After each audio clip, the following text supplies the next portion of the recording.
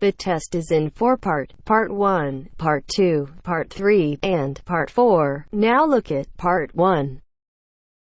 Part 1. You will hear a telephone conversation about a car insurance claim. You have 30 seconds to look at questions 1 to 5.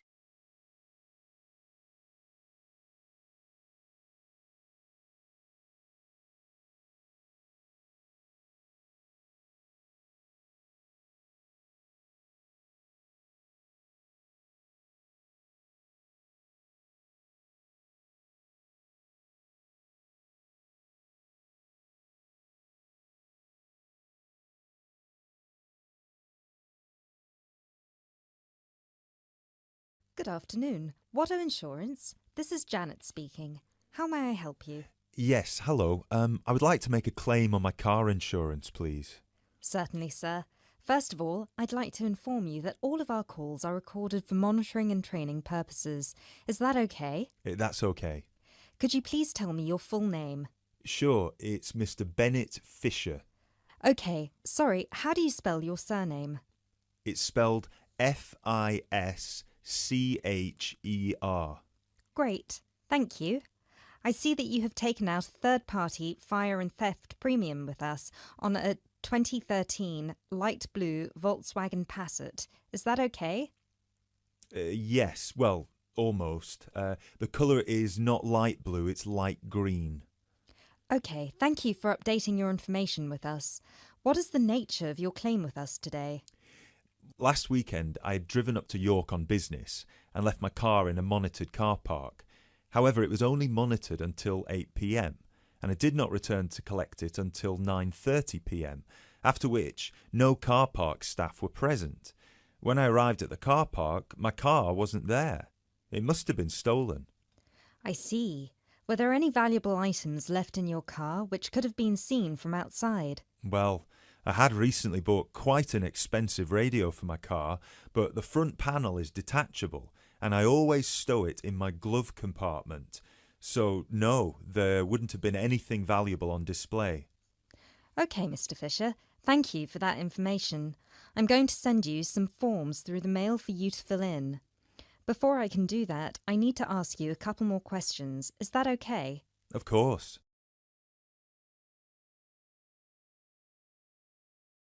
You now have 30 seconds to look at questions 6 to 10.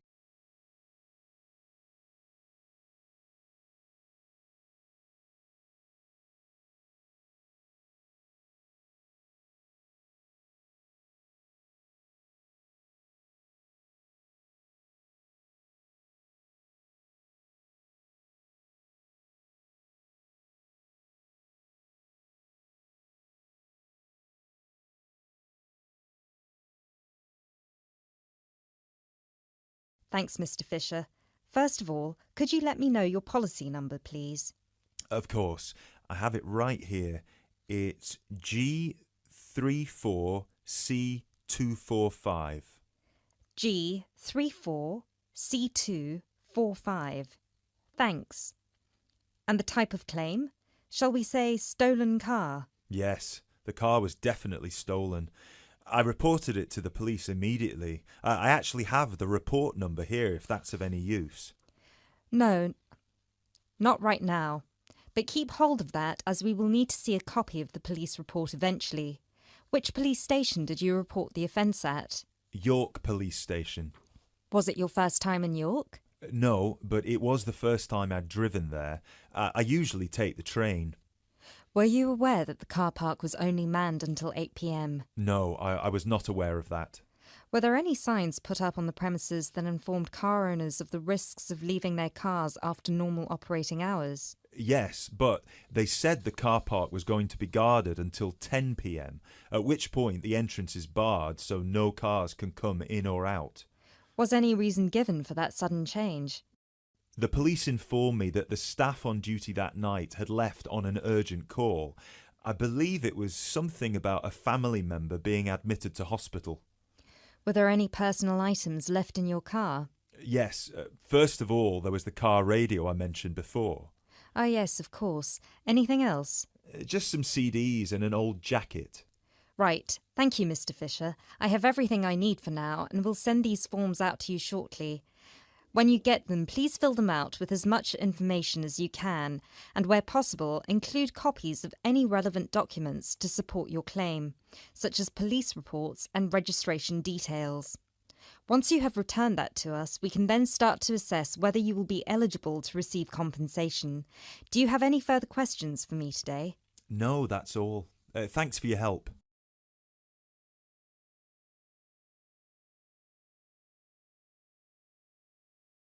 That is the end of part 1. You now have half a minute to check your answers.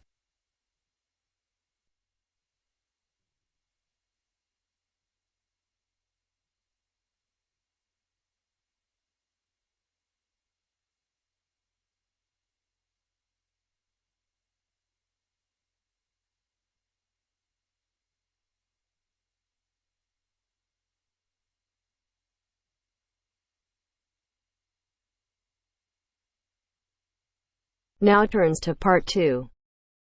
Part 2. You will hear part of a radio programme in which the manager of the Apollo Leisure Centre is interviewed about the centre.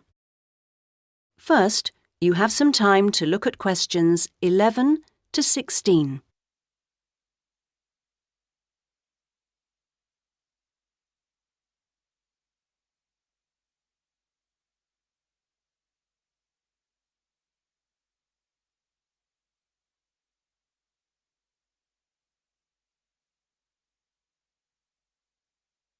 Now listen to the first part of the interview and answer questions 11 to 16.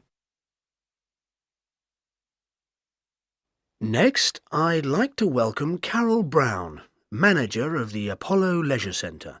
Carol, welcome. Thank you. Now, Carol, the Apollo seems a familiar sight, but how long has it actually been here? Well, we started negotiations to take over the previous Active Life Centre that used to occupy the premises in 2000 and planned to open in 2001, although the usual delays meant it was 2002 before we were up and running.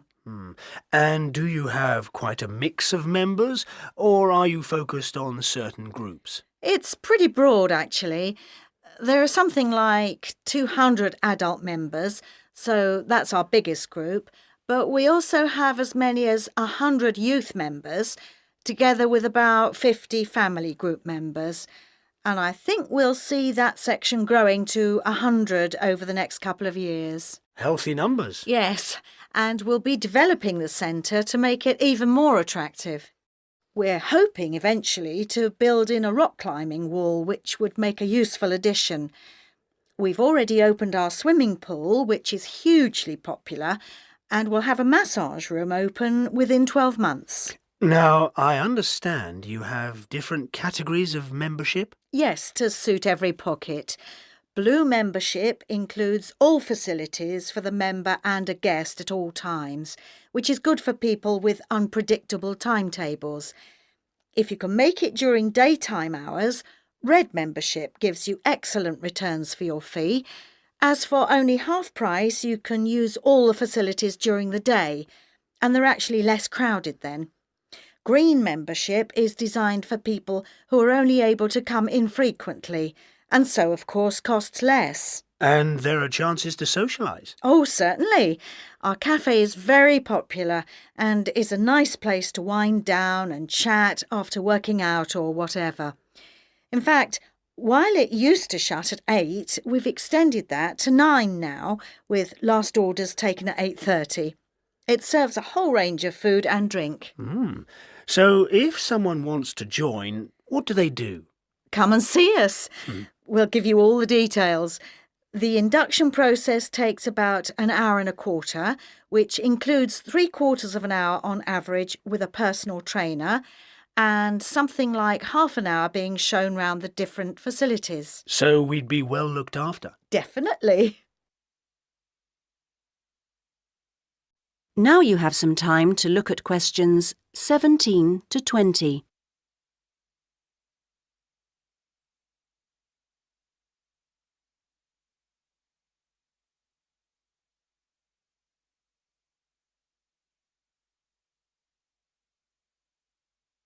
Now listen to the rest of the interview and answer questions 17 to 20.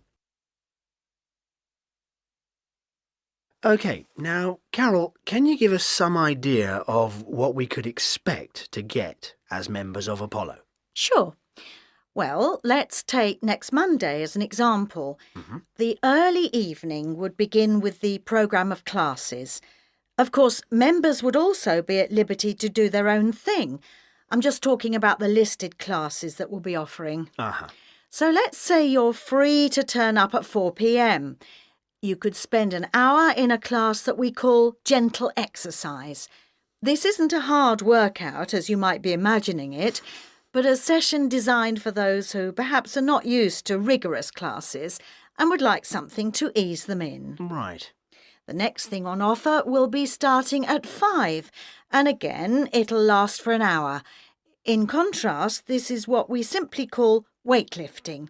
It's certainly not for softies, but this strenuous session is of course carefully monitored, and we wouldn't let anyone do anything silly. Oh, well, that's reassuring. And then, kicking off at 6:15, you'll be welcome at a class aimed at promoting better lifestyles, which we run under the banner of healthy living. We'll give you all sorts of useful advice about just living better. Oh, sounds easier than working out. And probably at least as important. And rounds the evening off nicely. Oh no, we still have one more offering. Oh. These days, so many people are working, frankly, more than they should be. And we try to combat the stress that creates by encouraging those who can to take part in the class we call relaxation. You can learn lots of helpful techniques for staying calm when you think everything's going terribly. Now you're talking. So we'll see you on Monday. Now... That is the end of part 2. You now have half a minute to check your answers.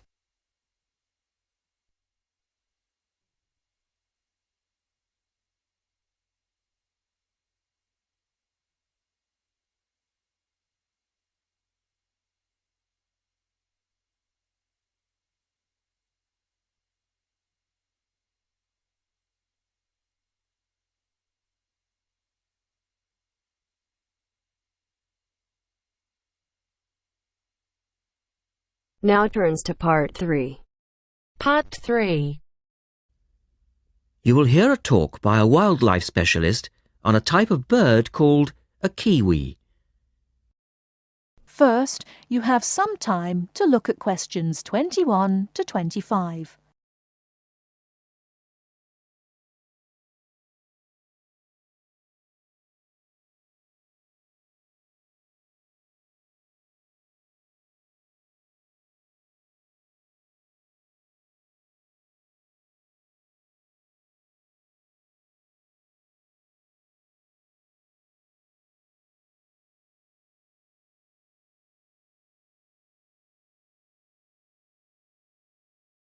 Now listen carefully and answer questions 21 to 25.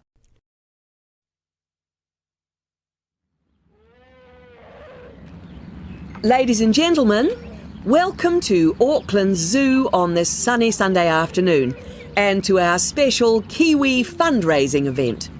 My job is to tell you all about the amazing little Kiwi, and your job, hopefully, is to dig deep in your pockets. Now, for the benefit of our overseas visitors here today, I should explain first of all that the kiwi is the national bird of New Zealand, and sometimes New Zealanders themselves are known as kiwis. Now, while kiwis in the wild are a rare sight, the kiwi as a symbol is far more visible.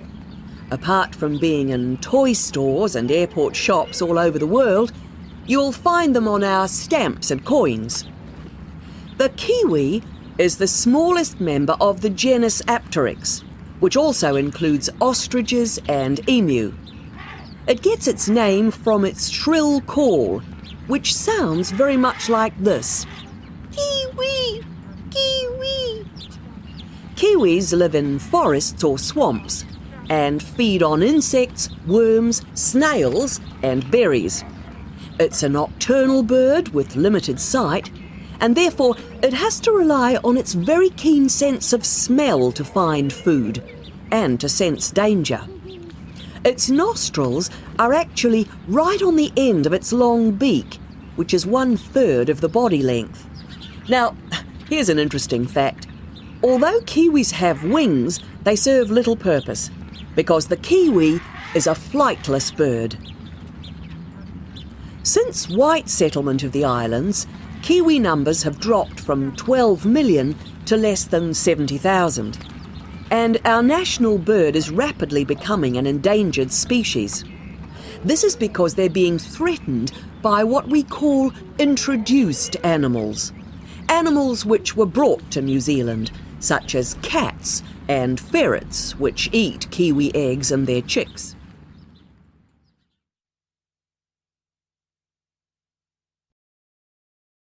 Before you hear the rest of the talk, you have some time to look at questions 26 to 30.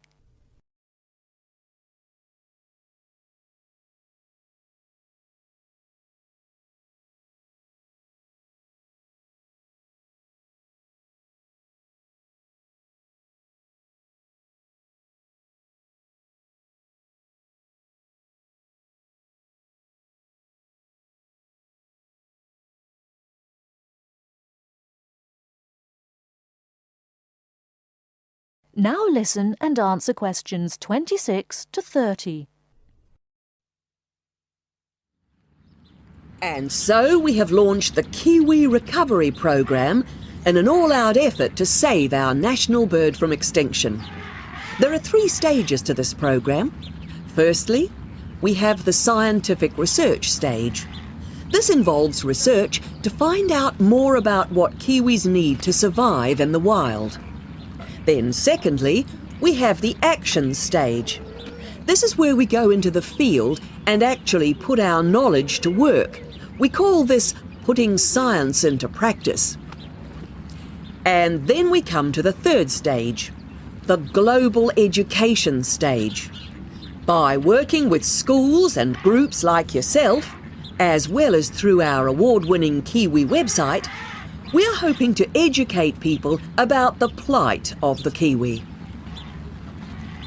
As part of the action stage, which I just mentioned, we've introduced Operation Nest Egg, and this is where your money will be going.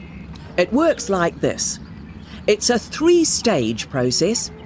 First of all, we go out to the kiwi's natural habitat and we collect kiwi eggs.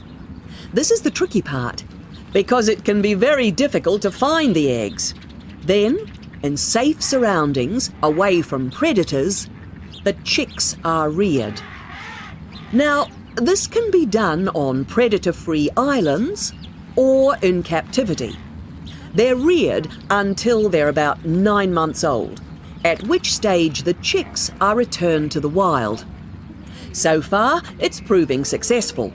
And since we started the programme, some 34 chicks have been successfully raised this year, and their chances of survival have increased from 5 to 85%. However, it's not time to celebrate kiwi survival just yet. About 95% of kiwi chicks still don't make it to 6 months of age without protection, which is why Operation Nest Egg is so important. And we ask you to give generously today.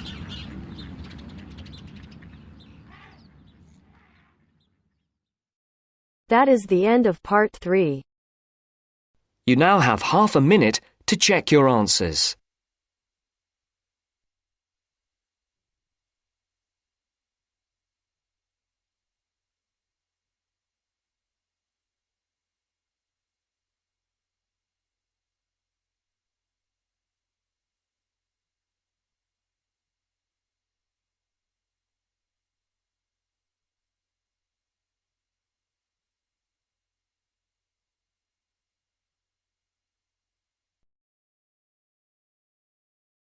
Now turns to part 4. Part 4. You will hear a talk about developments in public transport in large cities. First, you have some time to look at questions 31 to 40.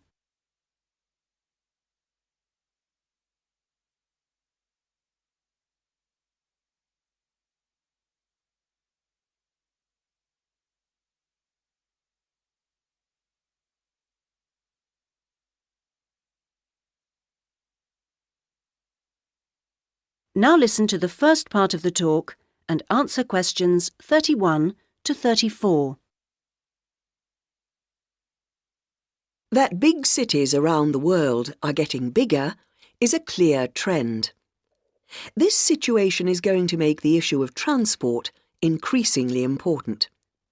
Cities cannot work if their people and their visitors cannot move around. This means that public transport is vital to the success of cities. And yet, private car ownership is increasing all the time. Can these two facts be contained in the same reality? Isn't the car slowly but surely strangling the city? But we must acknowledge it does have genuine benefits. Having said that, the fact that car owners can escape to the mountains is of little relevance to the issue of daily city life, in which we need to do things like ferry heavy shopping and luggage around, something the car, of course, is invaluable for. But the so-called family car is rarely occupied by a family, just a single driver taking up a lot of road space.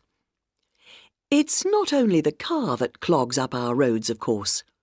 Trucks are heavy, noisy and smelly intruders.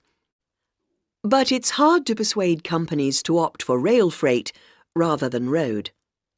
They argue that it is cheaper and more flexible, and trucks are undoubtedly able to go when you want, where you want. The cost claim is false, however. Truck companies don't hold themselves responsible for the environmental costs they incur, nor are they keen to calculate the time spent on repairs or delays.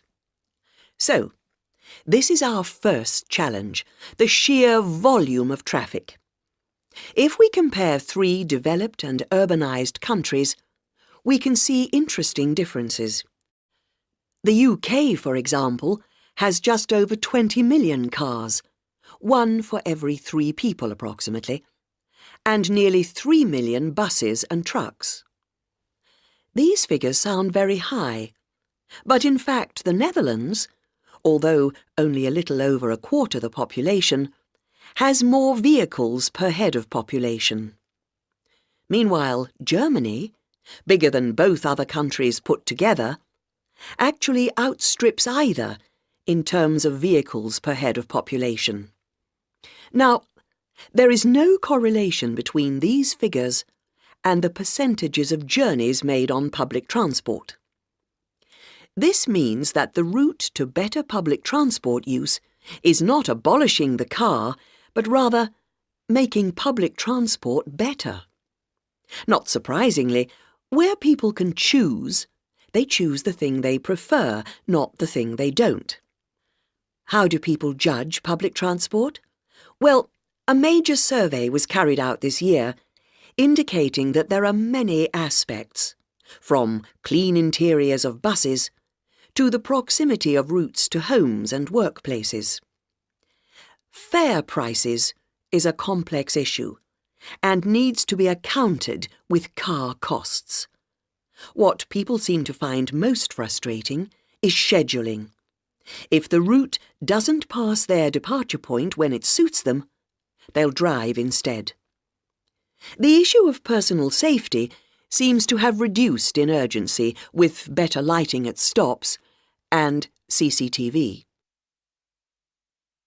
Now, various measures are being taken in a number of major cities, all designed to increase the appeal of public transport and thus to persuade car users to leave their cars behind and free up the city's roads.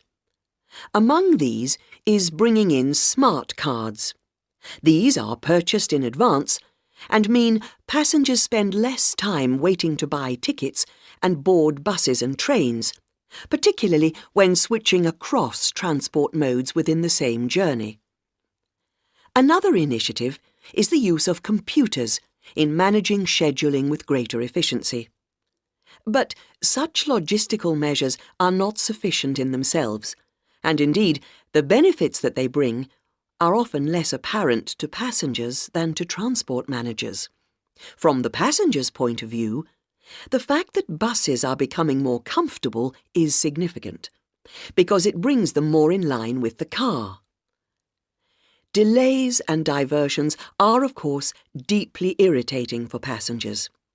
Even if these can't be eliminated, ensuring that passengers have more detailed information available to them will help to reduce their sense of stress.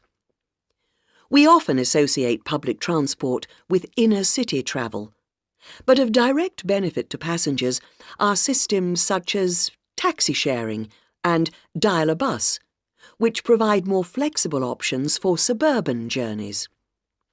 And finally, nothing really significant can happen without a shift in people's mindsets. The way we travel is an expression of our values about many things. Companies operating public transport are slowly but surely finding it possible to sell their services as a public-spirited alternative to the car, as awareness of environmental issues has increased radically in the last few years.